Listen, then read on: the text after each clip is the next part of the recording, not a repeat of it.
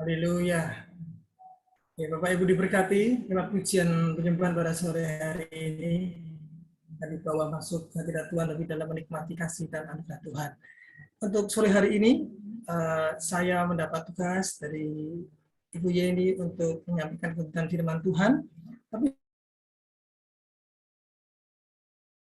teman, beliau seorang hamba Tuhan yang luar biasa dipakai Tuhan lewat talentanya dia sebagai pencipta lagu, dan saat ini beliau sudah merilis beberapa album dan single-single lagu terbaru. Dan kita dengarkan kesaksian mereka, kesaksian Bapak ini, seorang Bapak yang luar biasa, seorang evangelis yang luar biasa, Mr. Paul Van Panjat. Ya, dipersilakan Pak Paul untuk bisa sampaikan kesaksian bagaimana Tuhan mengubah hidup Anda, bagaimana Tuhan menciptakan Anda sebagai manusia yang lahir, manusia yang baru. Itu semua akan anugerah Tuhan. Mari Pak Paul bisa sampaikan untuk kita semua. Shalom, shalom semuanya. Apa kabar hari ini? Terberkati sekali ya dengan puji-pujiannya yang luar biasa tadi ya. Saya berterima kasih buat Pak Yan, buat CIC ya ini ya. CIC. COC Pak. COC ya. COC. Ya. Oh Christ, oh ya. Untuk COC ini, saya percaya semua itu bukan karena kuat atau hebat saya, semua itu karena kasih karunia Tuhan ya. Karena saya sebelumnya adalah manusia yang hidup dalam dosa. Saya setiap hari berkumpul dengan dosa. Saya dulu dekat sekali dengan dosa. Saya mantan pecandu narkoba. Selama 20 tahun lebih saya menjadi pecandu narkoba. Hidup saya jauh sekali dari Tuhan ya. Bisa dibilang saya tidak mengenal Tuhan karena dalam setiap jam, setiap waktu saya hidup di dalam dosa. Kalau ditanya dosa apa, dosanya lengkap. Narkoba, semua dosa saya lakukan. Puji Tuhan, ada satu masa saya dijamah.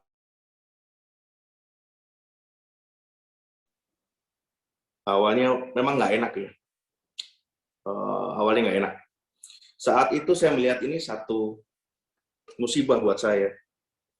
Saya ditipu orang, saya ada di posisi 0. Tapi hari ini saya melihat itu adalah anugerah terbesar Tuhan dalam hidup saya. Karena kalau saya nggak di posisi 0, pasti saya susah banget untuk bertobat. Saya orangnya dulu bebal. Kalau orang nginjilin saya itu udah banyak sekali orang datang nginjili saya, mendoakan saya, cuman saya susah, saya bebal. Bahkan mungkin saya suruh pulang pada saat itu. Tetapi kembali di sini ya, jadi kalau Tuhan yang sudah memilih, kita nggak bisa lari, kita nggak bisa menghindar, dan saat itu waktu Tuhan terjadilah. Jadi di saat saya di posisi 0 itu, saya iseng-iseng awalnya, iseng. Kebetulan dikasih undangan ya, saya dikasih undangan, datang lagi dong besok ada pastor dari Afrika loh, datang saya. Akhirnya oke deh, saya merasa nggak enak karena orang-orang di gereja itu pada saat itu baik dengan saya, ramah, baik. Akhirnya karena saya ada perasaan nggak enak, mereka sudah baik sama saya, masa saya nggak datang. Saya akhirnya datang, saudara. Saya datang di acara Pastor Samson Dabas pada saat itu. Saya Roh Kudus sama saya. Saat itu juga hati saya melunak, saudara. Hati saya yang keras dilembutkan Tuhan. Saya mulai mengalami Tuhan. Pada saat itu pastor itu bilang ya, bernubuat tentang hidup saya. Hey, I know you from the first time I see you, dia bilang. Jadi dia tahu saya dari pertama kali dia melihat saya. Bapak itu memilih saya. Tuhan itu udah memilih saya. Tuhan, God won't use your talent tadi. Talenta pada saat itu saya belum bikin lagu ya, jadi saya masih bingung juga. Talenta apa? Atau mungkin dari pekerjaan, Tuhan mau pakai saya dalam pekerjaan saya atau apa. Saya masih bingung pada saat itu, masih rancu. Selang beberapa hari,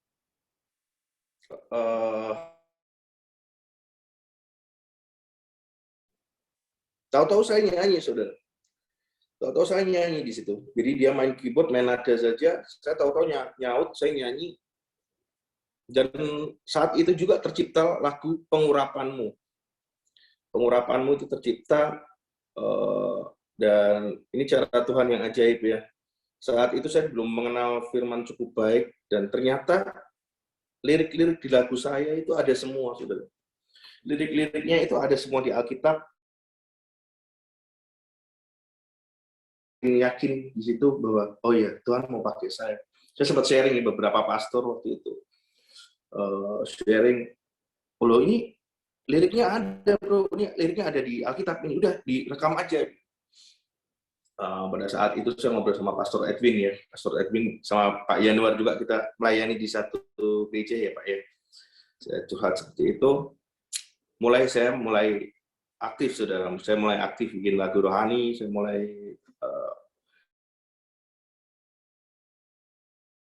saya aktif di pelayanan waktu itu, saya melayani di Komsel, saya melayani di gereja, dan singkat cerita hidup saya diubahkan oleh Tuhan. Dan pada masa pandemi kemarin, COVID, saya sempat kritis. Saya sakit COVID dan sempat dalam keadaan kritis. Di situ tercipta juga lagu yang nanti akan saya bawakan, yaitu Mencintaimu. Ternyata di saat kita kritis, di saat kita dekat banget sama Tuhan, pada saat itu saya tuh melihat cahaya. Saat saya kritis itu saya melihat kayak cahaya terang gitu. Dan perasaan saya itu damai sekali. Saya merasa damai, saya merasa tenang, saya merasa itu perasaan yang paling paling enak dalam hidup saya. Saya merasakan hal yang paling nikmat dalam hidup saya ya saat itu. Saya melihat cahaya itu, luar biasa, saya nggak bisa ucap bahwa Tuhan mencintaimu, Tuhan itu lebih dari cukup dalam hidupku. Aku udah nggak butuh yang lain lagi Tuhan. Aku cuma butuh mencintaimu. Aku ingin dekat sama kamu Tuhan. Dari situ tercipta lagu Mencintaimu. Nah, singkat cerita pada saat saya mengalami pertemuan dengan Tuhan itu, saya memutuskan untuk sekolah teologi, saudara. Dan puji Tuhan saya melayani di tempat Pak Ian juga ya. Saat ini menjadi evangelis di sana, dan puji Tuhan bisa diterima dengan jemaat di sana, puji Tuhan. Saya berterima kasih dengan Tuhan. Sekali lagi saya bisa hadir di sini bukan karena gagah, kuat atau hebat saya. Mungkin 5 tahun yang lalu atau 7 tahun yang lalu saya tidak akan pernah berpikir saya bakal di Zoom ini ya Pak ya, karena ini adalah kehidupan yang sangat jauh sekali dari kehidupan masa lalu saya. Saya dulu hidup di dunia hitam, Bapak Ibu Saudara, jauh sekali kalau dibilang. Tapi itu cara Tuhan yang ajaib ya. Tuhan kalau mau mengubah manusia seperti membalikkan tangan aja, mudah sekali bagi Tuhan. Jadi di sini saya cuma ingin kasih semangat ya buat Bapak Ibu sekalian, Bapak-bapak.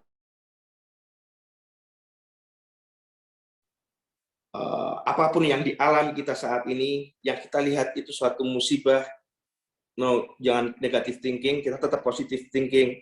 Next, nanti setahun lagi, entah 2 tahun lagi, kita lihat ke belakang, kita melihat, wow Tuhan, ternyata ini anugerah terbesar Tuhan dalam hidup saya. Wow Tuhan, ini ternyata cara Tuhan untuk menyelamatkan hidup saya. Seperti itu. Jadi jangan kita berpikirnya yang saat ini saja. Tapi kita saat ini ada rancangan Tuhan di situ. Apa yang terjadi dalam kehidupan kita saat ini, ada rencana Tuhan di situ. Kalau kita dekat sama Tuhan, kita terus menyembah Tuhan, kita terus dalam hadirat Tuhan. Oke, kira-kira sekian kesaksian saya. Semoga bisa memberkati Bapak Ibu Saudara. Berikut saya akan mengajak semuanya untuk puji-pujian, untuk menyembah Tuhan, mencintaimu. Ternyata apa yang kita kumpulkan dengan susah payah, apa yang kita perjuangkan di dunia ini, di saat kita udah mau ketemu sama Tuhan, nggak ada artinya, saudara. Ternyata kalau kita udah berhadapan, oh Tuhan, mencintaimu itu lebih dari cukup dalam hidupku. Amin.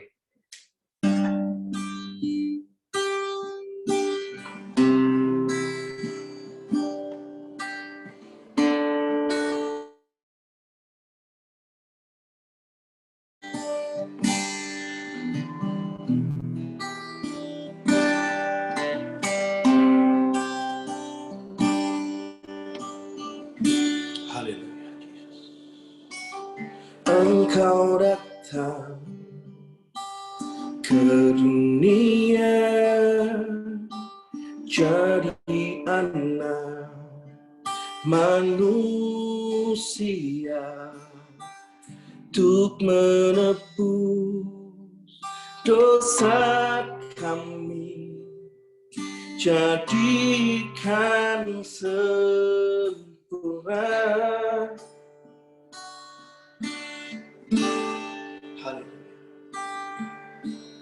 Engkau datang ke dunia, ajarkan kami kasih sesungguh yang tak ada batasnya, kasih yang sempurna.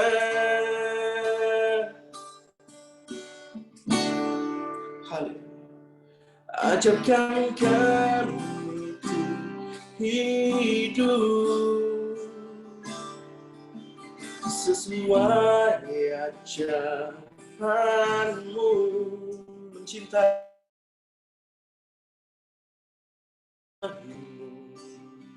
itu lebih dari cukup dalam hidupku. Izinkan kami Tuhan, izinkan kami itu hidup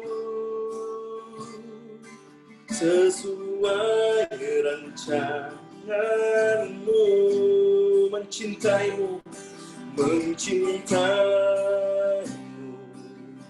itu lebih dari cukup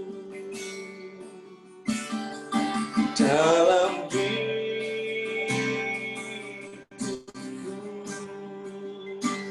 sama-sama ya. Engkau datang ke dunia, Engkau datang ke dunia, jadi anak untuk menebus dosa kami, jadikan sempurna.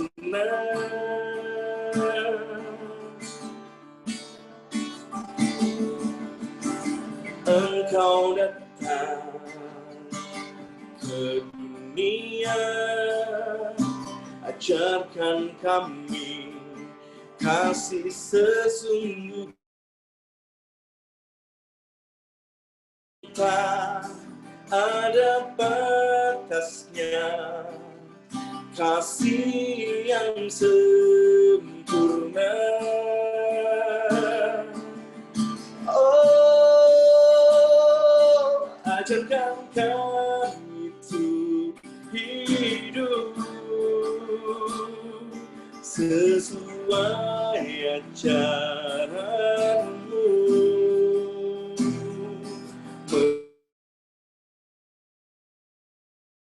itu lebih dari cukup dalam hidupku. Izinkan kami Tuhan, izinkan kami itu hidup sesuai rancanganmu. Mencintaimu itu lebih dari dalam hidupku.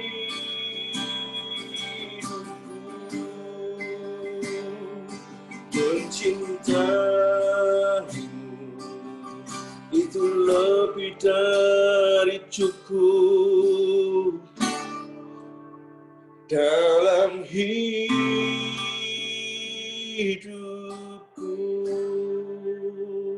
Haleluya, terima kasih Tuhan Yesus atas kesempatan sore hari ini Tuhan. Kami percaya Tuhan, Engkau yang mengurapi hamba-hamba-Mu yang hadir di sini Tuhan. Engkau yang memberkati anak-anak-Mu yang ada di sini Bapa. Ya Tuhan, Engkau sanggup merubahkan aku Tuhan. Kiranya Engkau pun yang sanggup mengubahkan kehidupan mereka Tuhan. Yang sedang ada dalam pergumulan Tuhan. Engkau yang merubahnya menjadi satu anugerah yang luar biasa dalam hidup mereka Tuhan. Kami serahkan kehidupan mereka ke dalam hadirat-Mu Tuhan. Terima kasih Tuhan Yesus. Di dalam nama Tuhan Yesus kami berdoa. Amin. Ya, terima kasih Pak Paul dari berkat untuk kita semua. Terima kasih pujiannya juga. Ya. Kami juga terima kasih untuk teman-teman yang telah melayani lewat musik dan pujian mereka. Sangat berkati daripada kehidupan kita. Baik, kita akan masuk dalam firman Tuhan pada sore hari ini, pada malam hari ini. Saya membawakan satu tema tentang sebuah anugerah.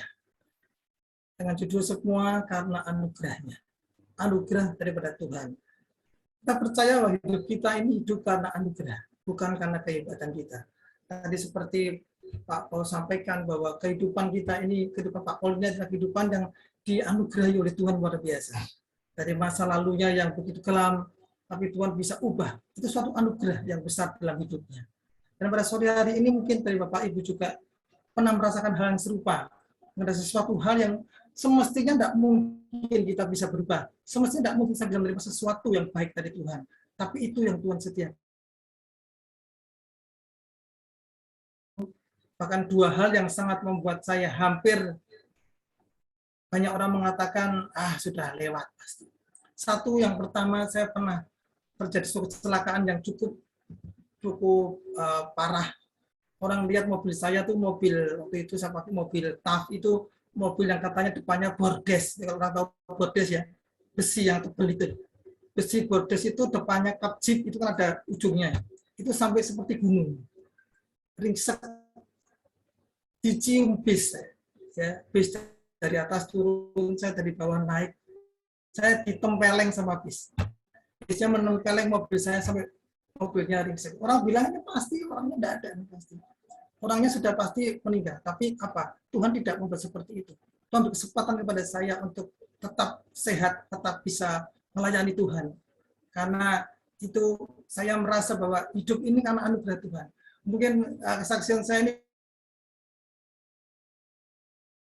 tapi saya pribadi merasakan betapa Tuhan sangat mengasihi hidup kita, mengasihi hidup saya terutama. Dan pada sore hari ini saya juga rindu Bapak Ibu merasakan betapa Tuhan mengasihi hidup kita. Kita adalah umat, kita adalah anak-anak Tuhan yang luar biasa.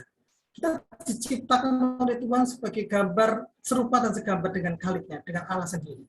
Oleh sebab itu, Bapak Ibu pada malam hari ini, sore hari ini mungkin Bapak Ibu ada yang merasa aku tidak berharga, aku kok sepertinya beda dengan yang lain, sepertinya saya susah hidupnya, saya merasa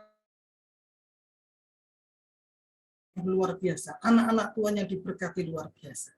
Apapun keadaan kita, kondisi kita saat ini, percaya kalau kita sudah dipilih masuk dalam perhimpunan kerajaan Allah, kita semua adalah anak-anak Allah. Kita adalah anak-anak kerajaan Allah. Kalau anak kerajaan Allah, raja, kita berarti kita putra-putri raja. Kita princess, kita ratunya, kita permaisurinya, kita anak-anaknya raja. Kita ini luar biasa. Kalau bapak kita raja, raja adalah orang yang kaya. Allah. Kita ahli warisnya daripada kerajaan surga. Sebab itu kita semua harus merasa bahwa kita ini anak-anak Tuhan yang diberkati. Kita semua orang yang luar biasa, orang yang hebat, yang diciptakan luar biasa di hadapan Allah. Jangan merasa Anda susah, jangan merasa Anda sedih. Kalau Anda merasa dirinya merasa tidak berharga atau mungkin Anda ada kekurangan di sana sini, percaya tetap ambil gambar yang indah, tetap ambil pikiran yang positif untuk tetap terus melangkah bersama dengan Tuhan. Percaya Tuhan punya rencana bahwa dari pendeta kita mungkin, atau dari teman-teman kita, atau dari kesaksian saudara-saudara seiman kita, oh kamu ini diberkati Tuhan ya, kamu ini ada anugerah daripada Tuhan. Namun seperti itu kita mungkin kurang paham arti anugerah yang sesungguhnya. Kita belajar apa sih arti anugerah yang Tuhan nyatakan bagi setiap kita, tentang arti anugerah yang diberikan bagi setiap kita. Sebagai orang yang beriman atau orang yang percaya kepada Tuhan, apalagi kita sudah ambil bagian dalam pelayanan di gereja atau di ministry mana, kita sudah masuk dalam bagian pelayanan kita harus percaya. Inilah satu hal yang membedakan kita, anak-anak Tuhan, umat Kristen atau umat yang dikasihi Tuhan dengan orang yang lain. Sebab kita hidup dalam anugerah Tuhan. Hidup kita ini diawali dari anugerah Tuhan, berjalan bersama dengan anugerah Tuhan, dan nantinya juga berakhir dengan anugerah Tuhan. Kenapa saya katakan seperti ini? Karena kita hidup karena anugerah Tuhan. Karena Tuhan telah pilih kita, Tuhan telah panggil kita diselamatkan, kita dipilih oleh Tuhan. Karena apa? Karena Tuhan yang pilih kita, bukan kita yang pilih Tuhan. Karena Tuhan itu sangat sayang kepada kita.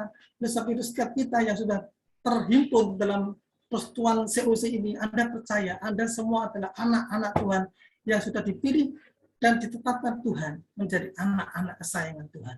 Oleh sebab itu, janganlah kita merasa bahwa hidup kita ini hidup yang sia-sia. Kita semua percaya, kita harus percaya bahwa Tuhan, anak Tuhan yang mengasihi Tuhan luar biasa. Seperti pujian tadi Pak Paul katakan, mencintai Tuhan lebih daripada cukup, lebih daripada hidup kita. Apa yang ada dalam hidup kita tidak lepas daripada kasih dan anugerah Tuhan. Kita bisa bernafas juga karena anugerah Tuhan.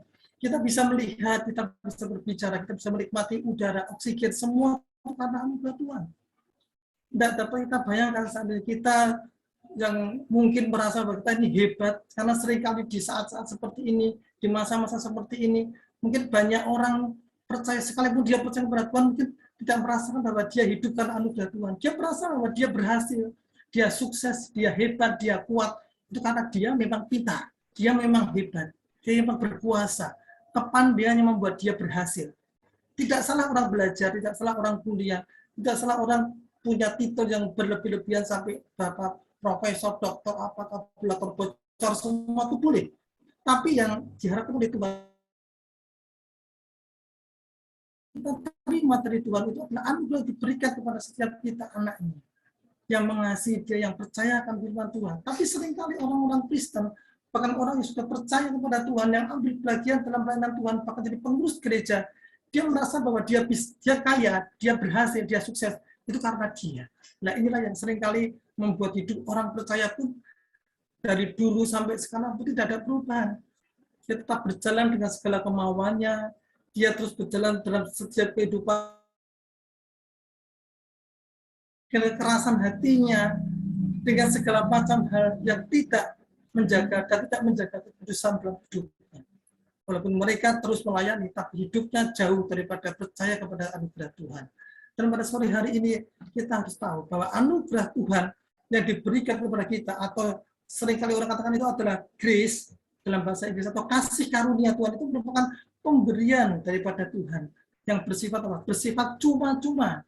Artinya kita siapa tertentu untuk menerima sesuatu dari Tuhan yang seharusnya kita tidak bisa terima, tapi Tuhan berikan untuk setiap kita. Itulah anugerah Tuhan.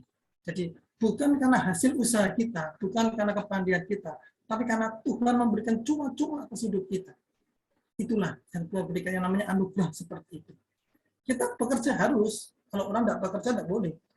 Firman Tuhan katakan tidak mau kerja, kalau malas bekerja jangan makan. Artinya bahwa kita mau bekerja, kita sampai Anda pakai pikiran Anda sendiri, kekuatan Anda sendiri, nanti ujung-ujungnya apa? Kesombongan Anda yang muncul, bukan Tuhan yang muncul.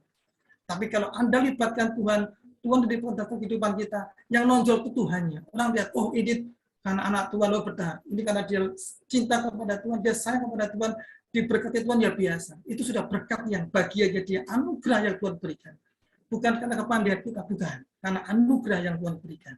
Seperti tadi saya, pada saat saya kecelakaan tadi, orang katakan ini pasti mati, mobilnya habis kok ringsek.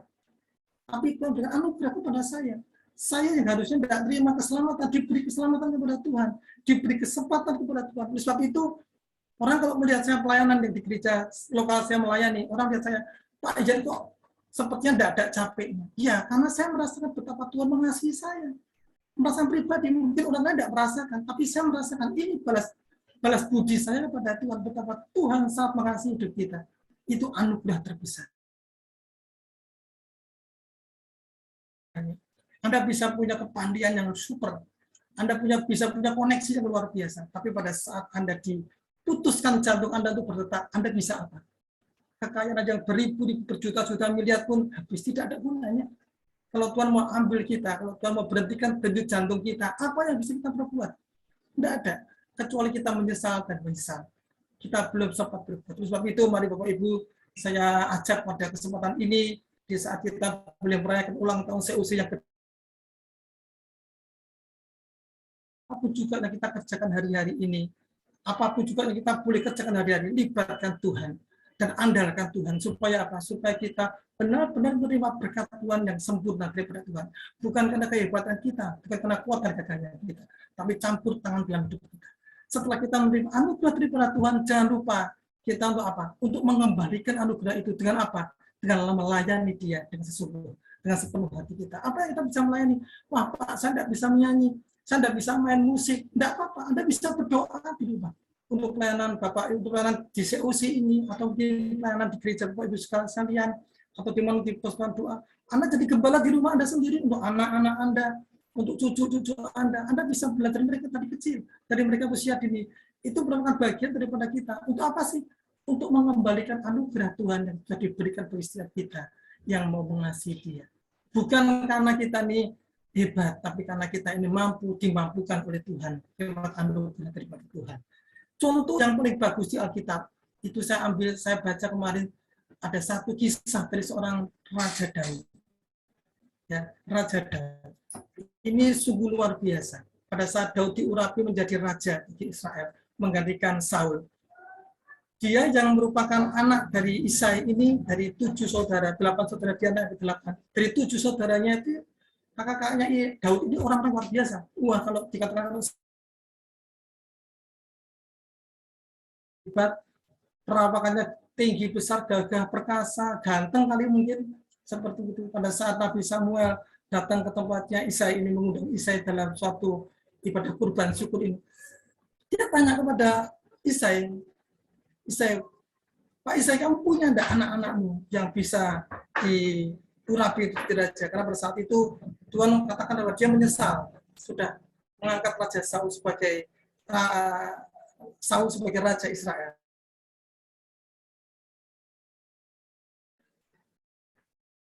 Tuhan bisa menyesal pada setiap kita. Pada saat kita nih yang semestinya tidak layak dilayakkan, tidak mampu dimampukan, terus kita bisa berhasil dibela Tuhan luar biasa, tapi terus kita tidak menurut perintah Tuhan, Tuhan bisa kecewa.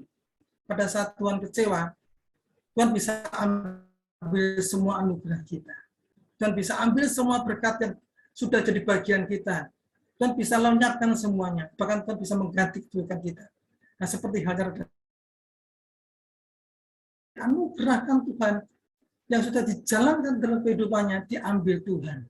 Dan Tuhan menyuruh Samuel kembali untuk mencari di Bethlehem, ketemu dengan seorang yang namanya Isai. Isai ditanya, punya anak 7, coba saya mau tahu, karena aku dapat perintah dari Tuhan untuk mengurapi anak-anakmu. Dan salah satunya dia akan menjadi raja bagi bangsa Israel. Anak pertama dipanggil, anak kedua dipanggil, anak ketiga sampai anak yang ke-7. Semua gagah perkasa, pilih satupun orang yang gagah perkasa, yang hebat seperti itu.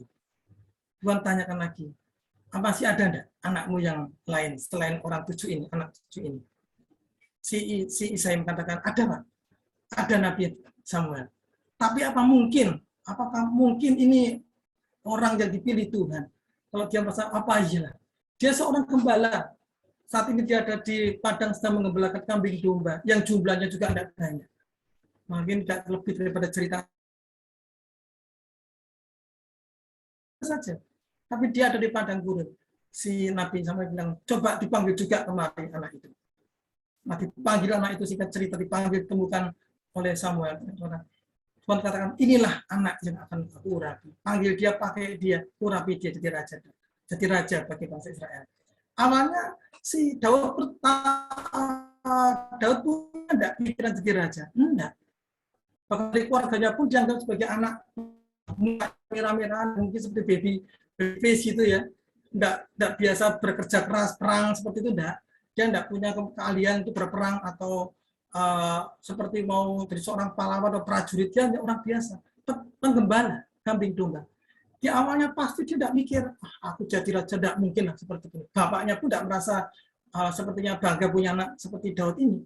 Dia katakan, apa mungkin anak seperti ini bisa? Tapi kalau Tuhan yang pilih, tidak ada yang mustahil. Kalau Tuhan yang mau, tidak ada yang bisa. Lihat di 1 Samuel, cerita Samuel ayat 15, nanti Bapak Ibu bisa baca di rumah. 1 Samuel 15, cerita luar biasa tentang Saul, dan Samuel yang 16 ini diceritakan tentang Nabi Daud, Raja Daud yang diurapi menjadi seorang raja. Di 1 Samuel 16 ayat 7 dikatakan seperti ini. Janganlah pandang parasnya atau perawakannya yang tinggi, sebab aku telah menolaknya. Bukan yang dilihat manusia, yang dilihat Allah, tetapi merasa kecil hati, aku ini sopo sih, aku ini orang sederhana, aku tidak bisa apa-apa, aku tidak mampu, aku tidak bisa seperti yang lain, aku hanya orang biasa, orang sering katakan dia adalah orang awam. Bagi Tuhan tidak ada orang awam, bagi Tuhan semua adalah hamba Tuhan.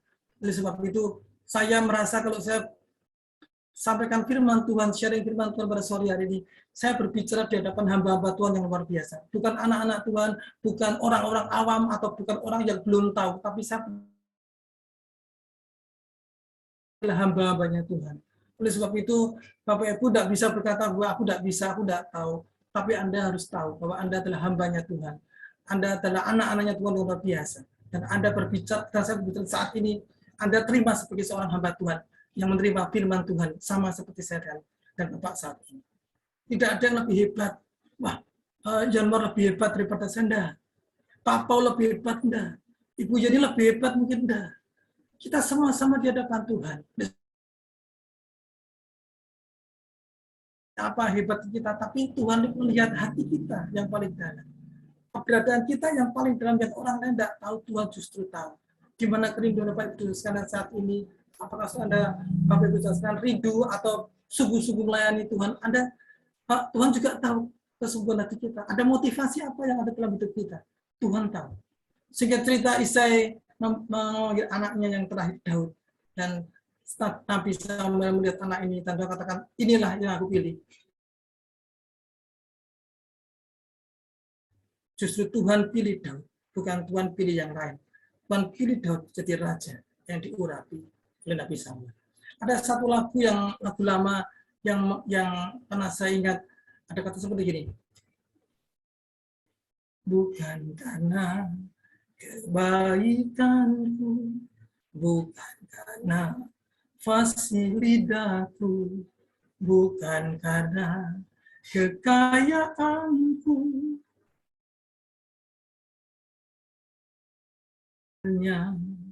bukan karena kecakapanku, bukan karena baik rupaku, bukan karena kelebihanku, ku dipanggil, ku dipakainya, bila aku dapat, itu karenanya, bila aku punya semua daripadanya.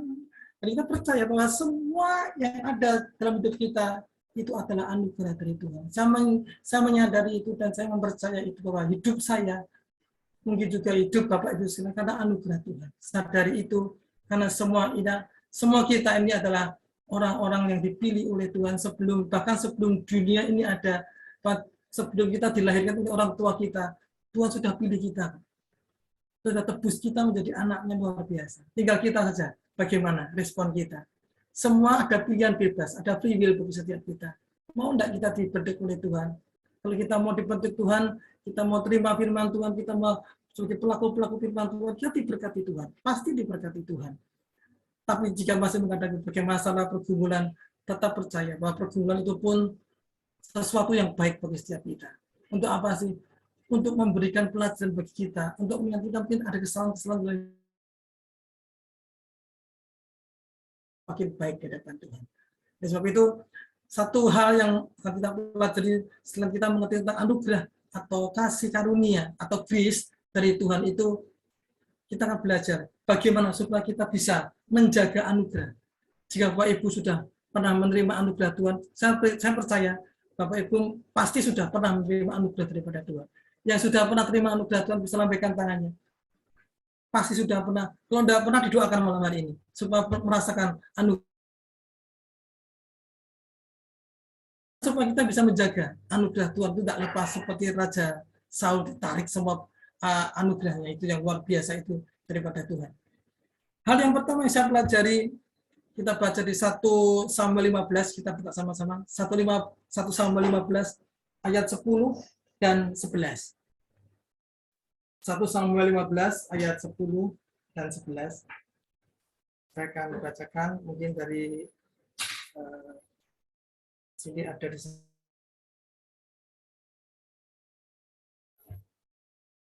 Tetap ada? Kalau tidak ada, kita akan bacakan 1 Samuel 15 ayat 10 dan 11. Lalu datanglah firman Tuhan kepada Samuel demikian. Aku menyesal karena aku telah menjadikan Saul raja, sebab ia telah berbalik daripada aku dan tidak melaksanakan firman-Ku. Maka sakit hatilah Samuel. Ya, aku menyesal. Aku menyesal. Ya, sepuluhnya lalu datanglah firman Tuhan kepada Samuel demikian. Aku menyesal. Aku menyesal. Ini Tuhan yang menyesal, bukan saya, bukan Bapak Ibu, tapi Tuhan yang menyesal. Jadi hal yang pertama supaya kita bisa menjaga anugerah Tuhan tak lewat dalam hidup kita, kasih karunia Allah yang sudah diberikan kepada kita tetap bisa kita terima, bisa kita nikmati. Yang pertama adalah apa? Melakukan perintah Tuhan. Dan mengatakan apa? Aku menyesal sebab ia, Saul, telah berbalik daripadaku dan tidak melaksanakan firman. Hati Bapak, hati Tuhan kita menyesal. Tuhan bisa menyesal. Saya baru lihat, ternyata Tuhan juga bisa menyesal. Manusia bisa menyesal, Tuhan juga bisa menyesal. Dan ini satu hal yang saya terima loh, kok bisa. Tuhan yang seperti gini kok, Tuhan yang hebat, yang luar biasa, katakanlah jauh dari pemikiran kita, Tuhan bisa menyesal. Tuhan saja bisa menyesal, apalagi kita. Ya, oleh sebab itu kita harus sadar bahwa mungkin Bapak Ibu membuat Bu Yeni menyesal itu biasa. Tapi membuat menyesal Pak Yanwar biasa.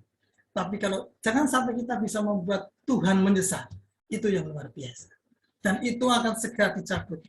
Contohnya siapa? Ya contohnya tadi dari Raja Saul. Ya, Raja Saul itu ceritanya saya ceritakan Bapak Ibu baca sendiri ya di 1 Samuel 15 bahwa Raja Saul disuruh dikasih diurapi di Samuel jadi raja. Perjalanan umat Israel pada saat dia keluar dari Mesir. Mereka keluar dari Mesir. Terus tak berkati, singkat cerita dalam bahasa saya, Tuhan berkati lewat Nabi Samuel untuk berkati Saul sebagai raja, diperlengkapi segala sesuatunya. Pesannya Tuhan cuma apa? Dikalahkan, dimusnahkan, semuanya dibunuh. Jangan disisain. Baik itu harta bendanya, ternak, kambing dombanya, harus semua dibinasakan. Pesan Tuhan cuma itu. Tak berkati, tak sertai dalam perangmu, kepada bahasa tanpa ada sisa. Itu pesan daripada Tuhan kepada lewat Nabi Samuel kepada Saul. Tapi kenyataannya apa? Saul tidak melaksanakan perintah Tuhan. Saul berbalik. Saul melihat ini kambing dombanya kok lemu-lemu, gemuk-gemuk. Wah, ini luar biasa ini. Ini untuk dikorbankan sebagai korban bakar kepada Tuhan, ini luar biasa ini. Ini hebat-hebat ini. Seperti itulah. Semestinya dia harus memusnahkan, tetapi tidak dieman-eman, disisain dieman-eman, seperti itu. Hal demikian juga yang terjadi dalam kehidupan kita. Tuhan bilang katakan, beri kepada Tuhan yo, Setelah engkau tak berkati dulu sebelum diberkati, berdoa luar biasa. Sampai, wah berdoanya semua doa diikuti. Doa pagi, doa siang, doa makan, doa anak sekolah minggu juga ikut semua. Begitu diberkati Tuhan, berikan perpuluhanmu kepada Tuhan. Semestinya Tuhan tidak butuh uang kita, tapi Tuhan butuh ketaatan kita. Tuhan kita luar biasa. Tuhan kita hebat. Tuhan kita melebihi segalanya di muka bumi ini. Tapi ketaatan kita diuji di situ. Untuk mengembalikan korban, syukur kepada Tuhan. Tapi seringkali kita, iman-iman Tuhan. Mengaku aja hari-hari ini masih kurang kok. Untuk bayar keperluan sehari-hari pun masih kurang banyak. Bagaimana saya bisa memberi persepuluhan? Kadang-kadang kita sering tawar-menawar sama Tuhan. Nah itulah. Kalau kita mau menjaga anugerah, kita tidak hilang daripada Tuhan. Yang pertama, lakukan jangan buat Tuhan menyesal. Itu saja sudah cukup. Mungkin Bapak Ibu hari-hari ini coba dikoreksi 3 kali balik. Pernahkah kita membuat menyesal Tuhan? Apa yang kita sering nasarkan seringkali kita lupa. Pada malam hari kita ingatkan, yuk, ada yang pernah punya nasar kepada Tuhan, yuk, mulai bayar nasar. Pada saat Anda dulu susah, diberkati Tuhan, sekarang bisa lebih daripada cukup. Sekarang kondisi yang baik seperti ini, lakukan perintah Tuhan. Jangan bikin Tuhan menyesal kepada hidup kita. Hal yang kedua, kita pakai 1 Samuel 15 lagi, tapi ayatnya pindah, ayat ke-13 sampai ayat ke-15. 13 sampai 15. Ketika Samuel sampai kepada Saul, berkatalah Saul kepadanya, diberkatilah kiranya engkau oleh Tuhan. Aku telah melaksanakan firman Tuhan. Tetapi kata Samuel, kalau begitu apakah bunyi kambing domba yang sampai ke telingaku? Dan bunyi lembu-lembu yang kudengar itu? Jawab Saul, semuanya itu dibawa daripada orang Amalek, sebab rakyat menyelamatkan kambing domba dan lembu-lembu yang terbaik dengan maksud untuk mempersembahkan korban kepada Tuhan Allahmu. Tetapi selebihnya telah kami tumpas. Kira-kira kalau untuk ukuran manusia, ini benar apa enggak? Enggak salah, saya pikir. Kalau kita enggak pernah dengar perintah, tapi perintah Tuhan yang awal apa? Musnahkan semua. Jangan diberi sisa. Habiskan semuanya. Tapi Saul dan rakyatnya memilih yang lain. Dia merasa bahwa ini kehebatannya dia, ini kesombongannya dia kepada dirinya sendiri, kepada Tuhan, terutama kepada Tuhan. Bahwa hasil kerja dia lupa. Bahwa semua yang dia bisa saat itu, dia bisa menang bagi bangsa Amalek. Tapi dia lupakan perintah Tuhan. Pada saat Nabi Samuel menemui dia pun mengatakan bahwa engkau diberkati. Kiranya engkau diberkati oleh Tuhan. Semestinya justru Nabi Samuel yang berkati Saul. Tapi ini Saul memberkati Nabi Samuel. Satu tindakan yang salah di hadapan Tuhan. Semestinya harusnya Nabi Samuel memberkati Saul. Tapi ini Saul memberkati Nabi Samuel. Ini bukti kesombongannya dia kepada hamba Tuhan ini. Ya, katanya aku telah melaksanakan semua firman Tuhan. Dia berbohong. Kesombongan dia tidak mau tanya kepada Tuhan. Dia lupakan pesan Tuhan. Apa yang dia lihat saat itu, dia kerjakan tanpa mau pikir panjang lagi. Yang penting dalam otaknya sudah dikalahkan semua musuhnya, sudah dibinasakan semuanya. Pasti Tuhan juga mau toh yang bagus-bagus ini buat Tuhan. Pasti Tuhan juga mau toh pemberian kita terbaik ini yang dibuat untuk korban bakaran bagi Tuhan. Korban syukurnya dia atas kemenangannya bagi Tuhan. Tapi dia lupa bahwa Tuhan tidak ingin seperti itu. Tuhan hanya ingin apa? Hilangkan semua. Habisi semua. Jangan ada sisa. Tapi dia menyisakan itu sebagai bukti kesombongan tinggi hatinya Saul di hadapan Tuhan. Yang ketiga, apa sih bukti tinggi hati daripada seorang Saul ini? Di ayat yang ke-15. Dia banyak alasan, dia banyak argumentasi. Sebab rakyat yang menyelamatkan kambing domba dan lembu-lembu yang terbaik dengan maksud untuk mempersembahkan korban kepada Tuhan Allahmu. Tetapi selebihnya setelah kutupas. Dia lupa, Tuhan tidak pernah menyuruh seperti itu. Tapi dilakukan seperti itu. Karena Tuhan ingin apa? Ketaatan daripada Saul di hadapan. Tuhan ingin setiap kita pun juga ada ketaatan, jangan ada kesombongan di dalam diri kita.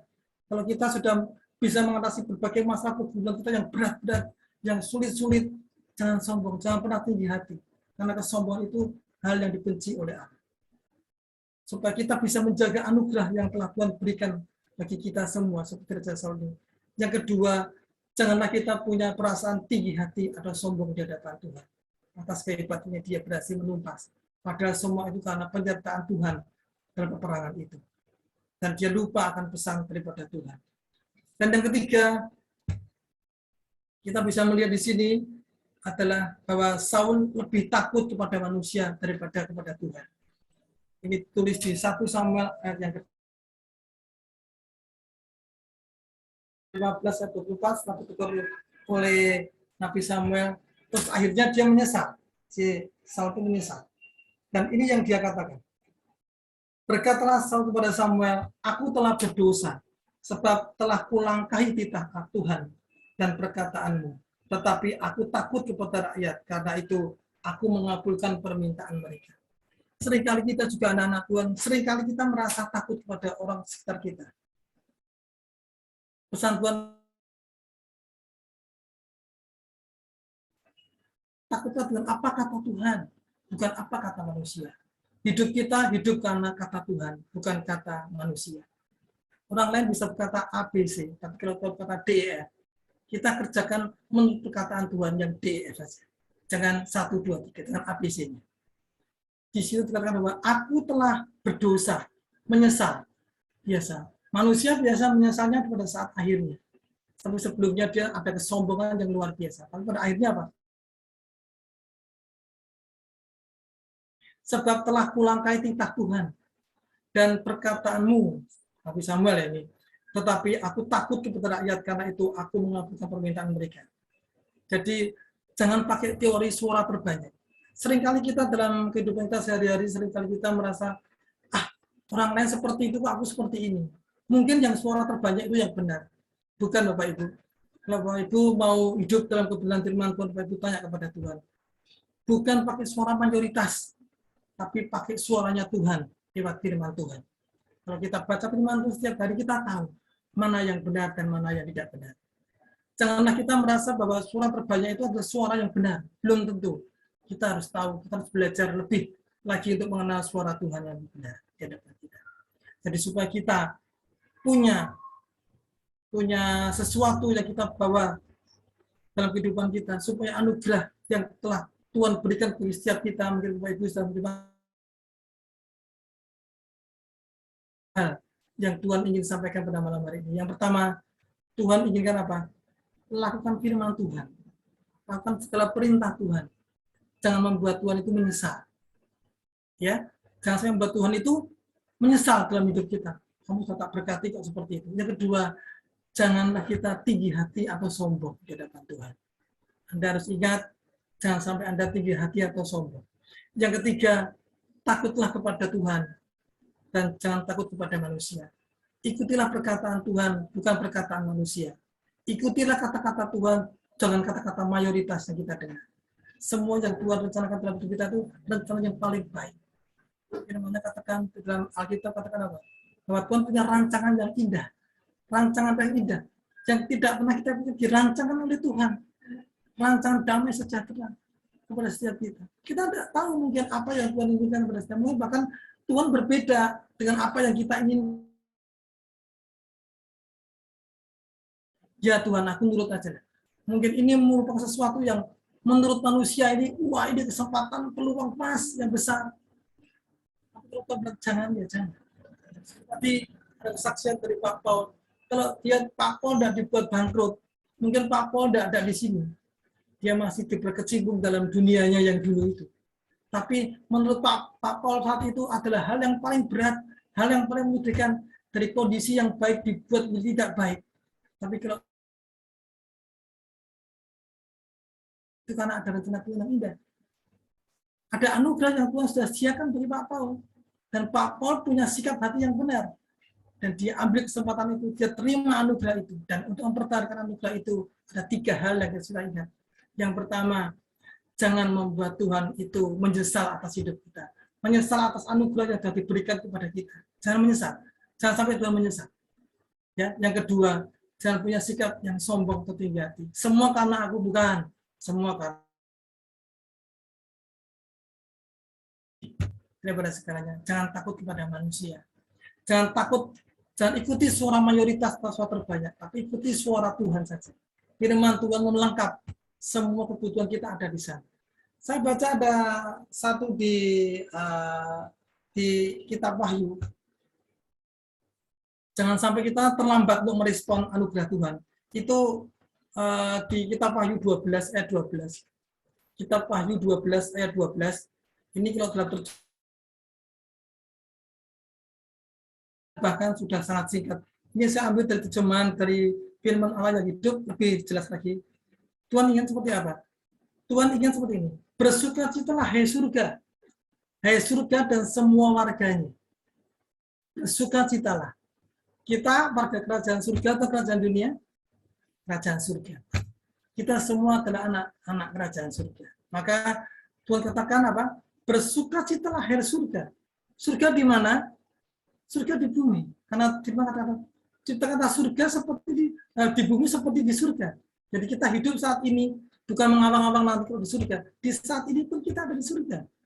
Karena Tuhan ciptakanlah apa yang ada di bumi ini seperti di surga. Jadi firman katakan, hai bersukacitalah. Bersukacitalah, hai surga. Hai surga dan semua warganya, bersukacitalah. Tetapi celakalah kalian, hai orang-orang dunia. Kita bukan orang-orang dunia, karena setan sudah datang kepada kalian. Karena setan sudah datang kepada kalian. Kalau kita orang-orang surga, kita orang-orang dunia, kita tidak akan pernah merasa ada setan yang datang kepada kita. Tapi kalau kita tidak dalam anugerah Tuhan, kita ini seperti dipengaruhi oleh setan. Makanya sekarang ini banyak orang yang kesetanan. Amin. Kesetanan ini seringnya marah-marah. Hal yang lumrah, hal yang wajar bagi mereka. Karena mereka tidak hidup dalam kerajaan Allah. Kalau kita anak-anak kerajaan surga, Tuhan berikan apa? Bersukacitalah. Bersukacitalah. Tapi celakalah kalian, hai orang-orang yang di dunia, yang tidak kenal Tuhan, yang tidak kenal Kristus. Karena setan sudah datang. Kalau Anda sering marah-marah, Anda sering kesetanan, berarti Anda sudah dekat dengan setan. Ya, jangan seperti ya. Jadi ini satu peringatan dengan kita. Dengan amarah yang meluap, mereka itu tahu waktunya tinggal sedikit. Mereka semestinya tahu kok. Tapi mereka keras kepala seperti tadi Pak Paul bilang bebal saat itu. Tapi sekarang jadi orang yang hebat Pak Paul. Luar biasa. Ya. Jadi janganlah kita jadi orang-orang yang bebal. Diingatkan Tuhan, ya diingatkan ya sadar. Ya. Manusia pasti ada salahnya. Semua ada kesempatan untuk mau berubah. Saya pun harus berubah. Bapak Ibu juga harus berubah. Berubah kemana? Oh, bukan. Hidupnya berubah kemana? Kepada Tuhan. Bukan kepada yang lain. Bukan kepada figur-figur yang lain. Kita melihat figur seseorang, tokoh-tokoh seseorang atau pendeta yang luar biasa. Wah, aku pengen seperti itu. Itu bukan berubah. Itu meniru. Mencontoh. Dan Tuhan tidak inginkan seperti itu. Kita punya talenta masing-masing. Kita punya kehebatan masing-masing. Karena setiap kita punya talenta masing-masing. Yang Tuhan berikan dan itu baik untuk kita laksanakan. Tidak usah meniru yang lain. Wah, aku punya idola. Tidak perlu ada idola. Idola kita cuma satu, Yesus. Tuhan dengan kesadaran kita bahwa kita adalah umat-umat pilihan Tuhan, anak-anak kerajaan surga, orang-orang yang diberkati luar biasa oleh Tuhan. Maka mari saya ajak pada sore hari ini kita merespon firman Tuhan ini mungkin dalam bahasa yang sederhana. Memang saya rindu bisa berdoa kepada Tuhan, Tuhan berikan aku bahasa yang paling gampang untuk saya menyampaikan juga Bapak Ibu bisa terima. Itu hal yang harus saya kerjakan supaya firman itu tidak menjadi cerita saja, tapi jadi pengalaman hidup bagi Bapak Ibu. Sehingga Bapak Ibu bisa mengalami itu. Mungkin Bapak Ibu terima ada bagian-bagian yang lain yang berbeda. Jadi rema atas kita Bapak Ibu. Terima itu sebagai teguran setiap kita. Untuk kita mau berubah kepada Tuhan. Mari saya ajak kita semua bersemangat firman Tuhan pada malam hari ini. Jangan kita merasa kuat atau merasa hebat, pinter, bangga dengan titel akademis kita yang panjang-panjang seperti itu. merasa mampu dengan segala kekayaan kita yang berember-ember itu. Tapi kalau Tuhan berhentikan jantung kita sekarang ini bagaimana? Apa bisa beli jantung sangat hati ya? Tidak bisa. Semua itu anugerah dari Tuhan. Yang setuju katakan amin. Ya, seperti itu. Mari bertobat.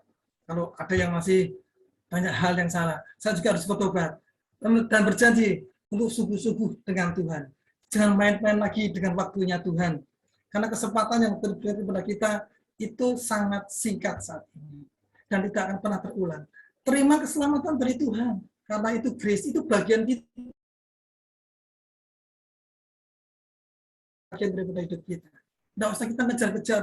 Bagaimana ya supaya aku dapat anugerah daripada Tuhan? Aku mau berbuat baik, mau berbuat amal, percuma.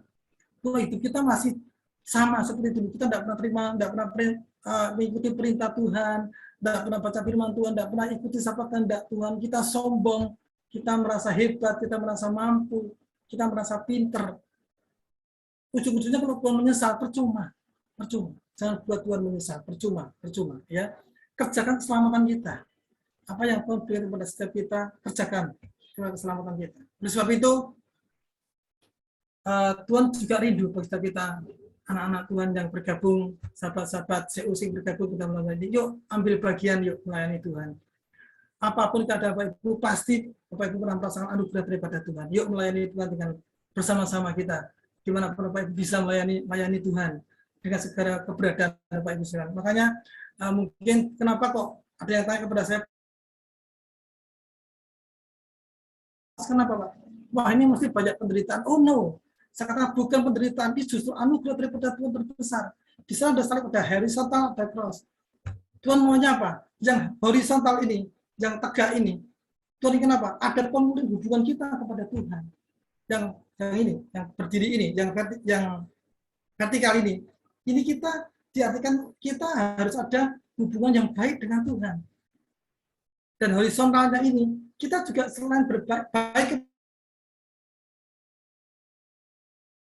Oleh sebab itu jangan sampai dari teman-teman kita sendiri di sini, anak-anak Tuhan, jangan sampai bermusuhan, jangan sampai menendam, jangan sampai sakit hati, percuma. Tidak ada gunanya. Perbaiki hidup kita. Makanya Cross of Christ ini saya dapatkan bersama dengan Ibu Yeni ini sesuatu hikmat yang luar biasa. Ini anugerah daripada Tuhan. Saya percaya ini anugerah. Pada saat kita mulai persiapkan pada 2 tahun yang lalu, Ibu Yeni ini orang yang super sibuk. Ibu Yeni ini orang yang tidak pernah namanya bisa sampai hari ini luar biasa. Semangatnya saya kalah. Saya akui saya kalah. Semangatnya Ibu Yeni luar biasa. Pada saat 2 tahun yang lalu, pada saat pandemi yang besar itu, dia katakan, Pak, yuk nggak apa Pak, saya ini masih banyak waktu luang, bisa apa yang saya bisa kerjakan? Sehari 2 ada pesan 2. Tapi kan nggak bisa onset, iya nggak bisa. Yuk kita coba seperti yang sudah yang lain itu, kita buat Zoom saja. Pada saat itu saya jujur Bu Yeni tidak tahu apa namanya Zoom seperti apa lah, pakai Zoom seperti Bu Yeni ini luar biasa sekali ya, bukan saya mau bangga-bangga Bu Yeni, bukan, secara manusia bukan, demi Tuhan tidak. Tapi yang saya ambil dari sisi baiknya apa? Semangatnya untuk melayani Tuhan. Dia mau jadi berkat bagi orang lain. Sudah ya Pak Yan, kita ajak ayo, kita mulai bentuk, kita bangun sendiri. Kita mulai merintis dengan terseok-seok, dengan berbagai macam pergumulan, tantangan, hambatan, apapun kita coba lewati. Dan akhirnya apa? Tuhan berikan anugerah yang terbesar bagi setiap kita. Sampai hari ini kita bisa Bu Yeni atau siapapun juga. Tapi kan anugerah Tuhan bagi setiap kita. Semoga saya rindu COC ini jadi berkat bagi banyak orang. Tidak cuma di kota Jawa, di Pulau Jawa saja, pun di luar pulau, bahkan sampai di luar negeri. Saat ini ada Pak Tirta, juga ada mungkin di sini. Bu siapa lagi tuh yang sering dari luar negeri, sering bergabung dengan kita, yang di Malaysia itu tidak muncul ini, beberapa ada. Secara industri itu jadi berkat. Dan nantinya mungkin ada kesaksian dari Bapak Ibu sekalian, yuk, yang mau bersaksi, yuk.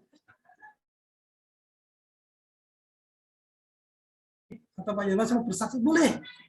Anda beri bersaksi itu menyatakan betapa Tuhan telah menolong Anda. Kesaksian Anda hidup menguatkan setiap kita yang lain, jadi berkat bagi orang lain. Anda bisa, yuk bersaksi sama-sama. Mari kita bertumbuh bersama-sama dengan Tuhan. Ada satu pujian juga dari arti pada COC ini, Cross of Christ ini. Dari pujian tadi yang pertama, sebelum kita masuk dalam acara ini ada pujian orang karena salib Tuhan. Karena salibmu hidup. Kita hidup sampai hari ini. Kita tetap dalam kehidupan dosa kita. Hidup kita akan menjadi binasa. Percuma kita hidup kalau menuju kepada kebinasaan. Tapi karena salib Kristus, dan berikan nama untuk persekutuan kita, ministry kita, COC ini bukan main-main. Ada orang katakan tidak baik, ini penderitaan mikro salib, bukan mikro salib. Kita menyatakan kebesaran salib Kristus.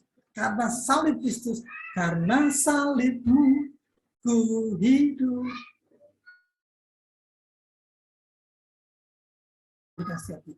Karena salibmu ku menang. Tidak ada salib, tidak ada kemenangan loh. Kita tidak jadi ahli waris kerajaan surga loh, tetap hidup dalam dosa loh. Rumah kita, kekal kita di neraka loh kalau ada salib. Anda harus sadar ini. Anda bisa saat ini kumpul tempat kita bisa memuji Tuhan, menyembah Tuhan, bersuka cita karena apa? Karena salib Kristus. Pengorbanannya 2000 tahun lalu membuat kita semua selamat. Amin. Membuat semua orang kita bisa. Amin. Dan saya bersyukur Bapak Ibu terus setia, bukan setia kepada saya atau setia kepada Bu Yeni, tapi setia kepada Tuhan. Lewat COC ini kita mari bertumbuh bersama-sama. Tuhan memilih orang, Tuhan memanggil orang, Tuhan memanggil hamba-hamba Tuhan ini, justru Tuhan cari orang yang tidak pengangguran. Tuhan tidak suka orang pengangguran. Dia ambil, ayo kamu daripada nganggur, pelayanan enggak. Tuhan tidak pernah panggil orang daripada nganggur melayani Tuhan enggak. Tuhan panggil orang, memilih orang, justru orang yang sibuk. Semuanya sibuk, tidak sibuk. Mereka penjala ikan, mereka pada saat dia kerja, dia panggil. Pada saat dia di laut, pada saat dia sebagai seorang nelayan di laut menjaring ikan, baru Tuhan panggil loh. Tidak pada saat dia nganggur santai-santai, ngerokok-ngerokok, dipanggil, ayo ikut aku, layani Tuhan. Tidak. Justru Tuhan panggil setiap kita pada saat kita sibuk. Karena Tuhan tidak suka orang-orang yang santai-santai nganggur seperti itu. Kita seperti orang sibuk. Sebab itu, Bapak Ibu jangan sampai kesibukan ini menjadi alasan. Pak, saya sibuk sekali ini kalau hari seperti gini sibuk sekali. Anda bisa bagi waktu ini, karena Tuhan panggil orang pada saat dia sibuk. Kalau Tuhan panggil orang tidak pada saat dia nganggur, enggak. Percaya, Tuhan panggil orang pada saat dia sibuk. Mari kita buat kesibukan kita untuk melayani Tuhan. Ya, jadi nanti kalau ada orang yang mau ikut melayani, ayo ikut diajak aja pada saat dia punya pekerjaan yang baik, yuk melayani Tuhan. Ada satu saksian yang saya bagikan, ada satu pemuda ini dulu seorang sebelum dia menikah, dia adalah seorang ya pekerja biasa lah. Terus dia menikah dengan istrinya, dia berdoa bersama-sama sungguh-sungguh kepada Tuhan, dia ikut melayani Tuhan dengan sungguh-sungguh, dia berdoa untuk ada perubahan dalam kehidupannya. Tuhan berkati dia luar biasa. Dari orang yang biasa-biasa saja jadi orang luar biasa. Pekerjaan diberkati Tuhan, dari seorang sales menjadi seorang manajer luar biasa. Tapi pada saat dia sibuk sebagai seorang manajer, dia lupakan Tuhan. Akibat karena Tuhan menyesal. Jangan sampai kita pada saat kita butuh, kita doa mati-matian kepada Tuhan, Tuhan berkati aku. Setelah diberkati justru dia meninggalkan Tuhan. Tuhan tidak ingin seperti itu. Tuhan ingin apa? Pada saat kita diberkati Tuhan, justru dengan keadaan kita, dengan kondisi kita, dengan apa yang ada kita untuk melayani Tuhan, bukan untuk meninggalkan Tuhan. Tuhan ingin seperti itu. Jadi Bapak Ibu, setiap kita yang punya anugerah Tuhan, setiap kita yang sudah merasakan anugerah Tuhan, yuk dipertahankan. Jangan sampai membuat Tuhan menyesal. Kalau Tuhan menyesal, kita juga menyesal. Menyesal apa? Menyesal mengecewakan Tuhan.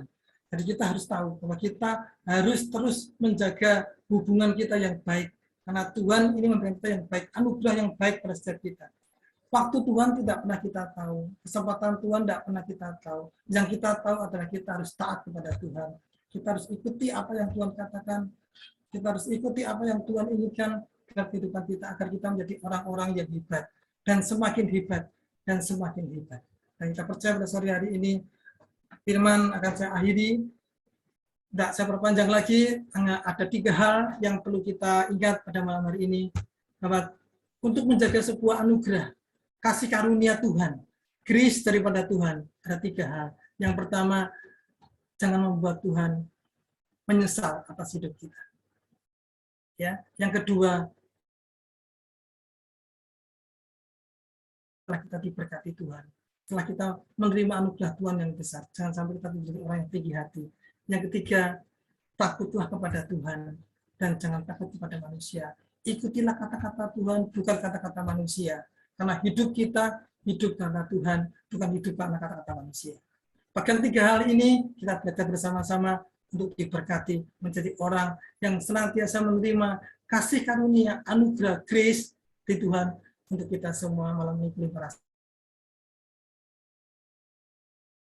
Ini saya minta mungkin Pak, ini Pak Yong masih di sini, Pak Yong?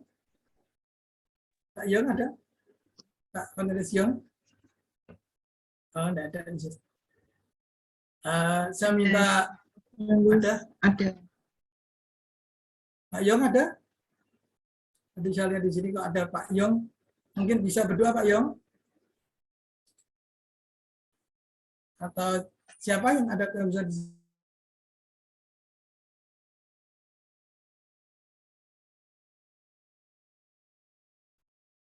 Ya, atau saya akan berdoa saja untuk kita semua malam hari ini ya. Baik, kita akan berdoa bersama-sama malam hari ini. Bapak, terima kasih untuk firman Tuhan yang boleh hamba-Mu sampaikan. Sederhana, singkat, tapi kami rindu jadi berkat bagi banyak orang. Kiranya Roh Kudus menyempurnakan setiap kalimat, setiap kata-kata yang boleh hamba-Mu sampaikan. Jadi berkat, jadi rema atas setiap kehidupan mereka, Bapak Ibu yang boleh bergabung pada malam hari ini. Bapak, kami rindu terus untuk boleh terus ada dalam kehidupan kami. Jangan pernah Kau meninggalkan setiap kami, Tuhan, lewat jalan-jalan dalam kehidupan kami. Terima kasih Tuhan, kami bersyukur untuk semua yang baik saat ini. Kami bersyukur untuk semua yang telah Kau siapkan bagi kami. Kami bersyukur Tuhan untuk semua hal yang boleh kami hadapi hari-hari ini, sebab kami tahu Engkau Tuhan Allah yang beserta dengan kami. Terima kasih Bapa, sempurnakan firman-Mu bagi setiap kami, jadi rema atas setiap kehidupan kami. Tuhan Kristus Yesus, kami sudah berdoa dan mengucap syukur untuk semuanya ini. Akan mendengarkan firman Tuhan,